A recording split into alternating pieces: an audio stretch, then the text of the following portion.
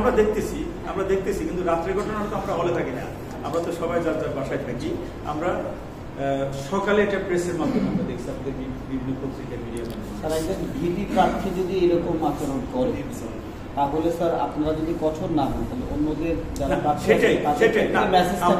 আমরা তো অবশ্যই এখানে কঠোর মেসেজ যাবে। আমরা কালকে রাত্রে আপনি জানেন আমরা 11টা পর্যন্ত এখানে বসে আমাদের সবকিছু ফাইনাল করে ফেলেছি। এখন থেকে আমাদের কাজ হচ্ছে আচরণবিধি কোথাও লঙ্ঘিত হচ্ছে কিনা, এটা আপনারা আমাদেরকে জানাবেন। আপনারা আমাদের ইম্পর্টেন্ট একটা স্টেক হোল্ডার, আমরা সব সময় অ্যাকনোলেজ করে আসছি, কারণ আমাদের পক্ষে তো সবকিছু একা করা সম্ভব না।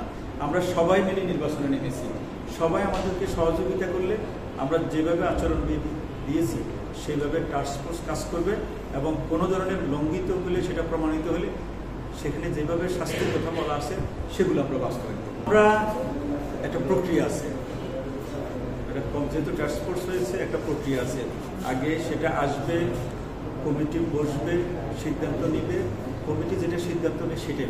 স্যার জাতীয় গণমাধ্যমে তো অনেক সংবাদ হয়েছে, আপনি বলেছেন লিখিত অভিযোগ ছাড়া কি আপনারা আসলে বিষয়টি আমলে নেবেন না? সংবাদপত্রের যে সংবাদ একটা প্রক্রিয়া আছে তো আমি তো ধরেন সেই ভিডিওটা তো আমাকে পাইতে হবে।